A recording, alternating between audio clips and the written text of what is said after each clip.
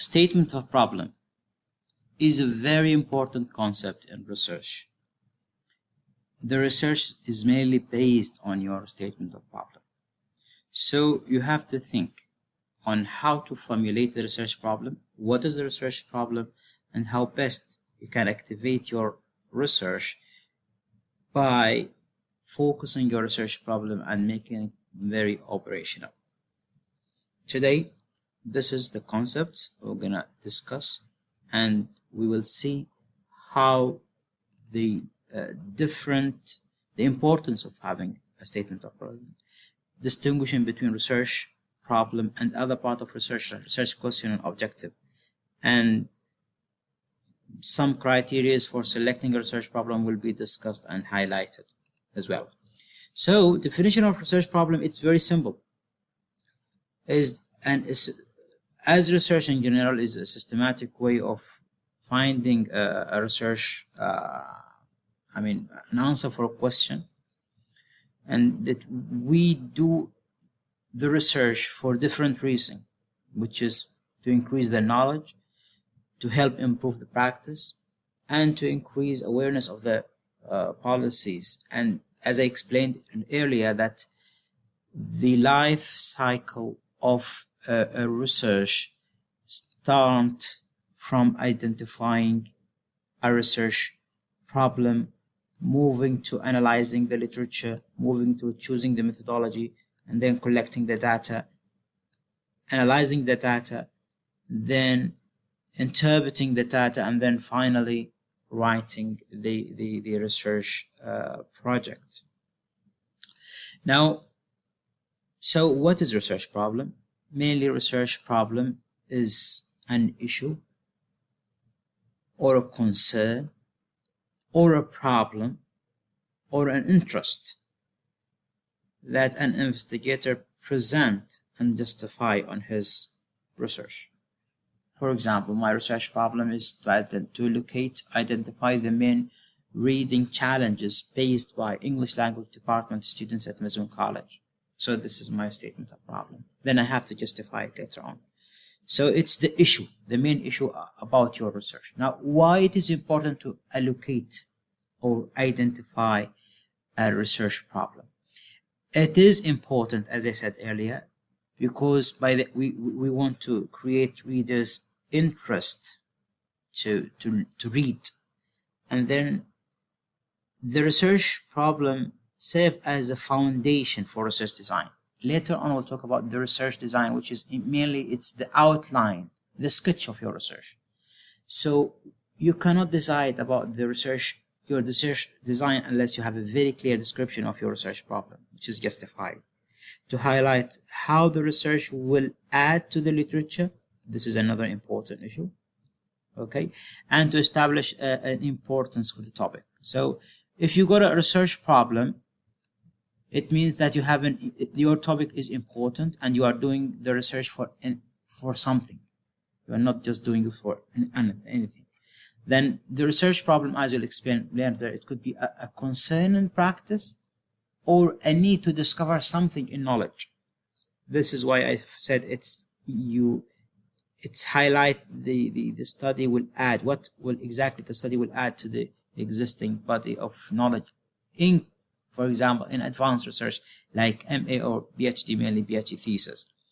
Now, how the problem differ from other parts of the research? The research problem, as I said, it's an issue, okay, or we call it a problem in the study.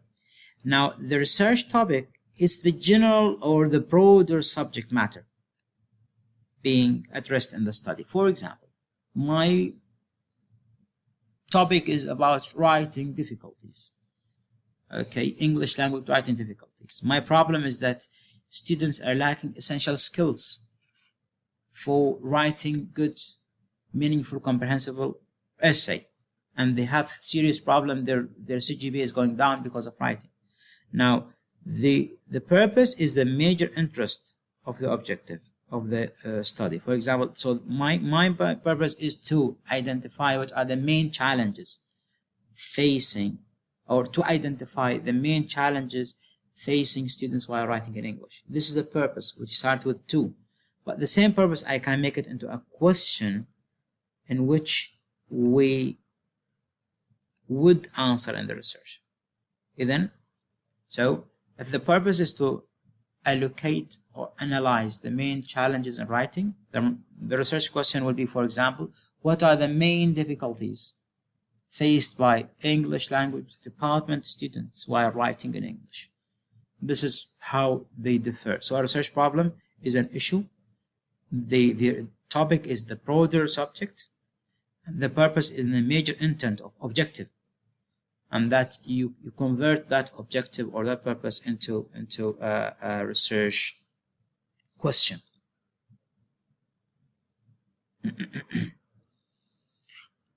So whenever you choose a problem, you should make sure that it's related to your best possibility.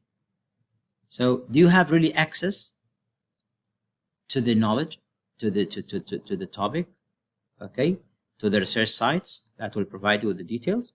And do you have the time, the resources, and the skill to carry out the research? Based on this, you decide whether to take this problem or not.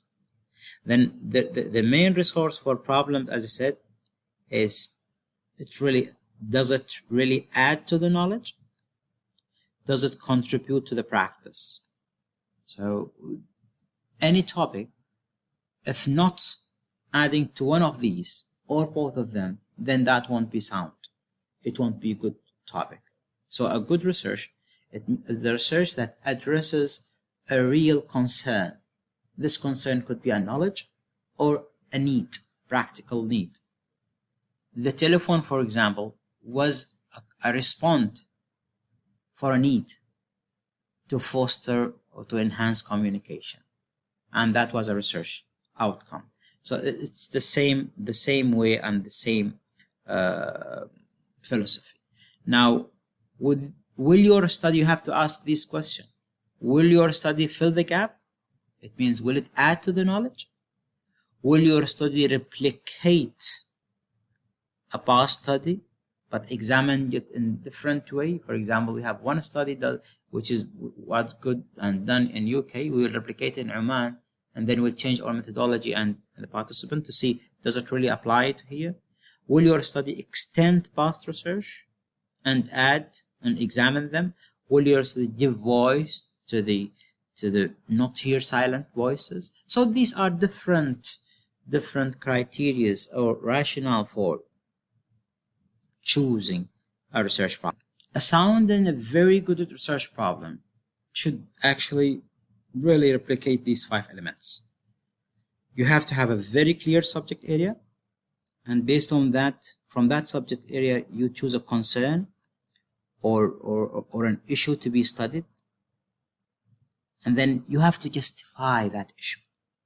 For example, you wouldn't say that students have writing English language problem unless you have clear evidence from practice that their CGPA, when it's come to writing, is low, or the marks, their academic achievement is low. So this is an indicator that you have to find a solution. Or so it could be practical, as this is an example of a practical one, or it could be a call, or somebody in the previously have asked us to do certain topic, certain research to solve some issues or to clarify some topic.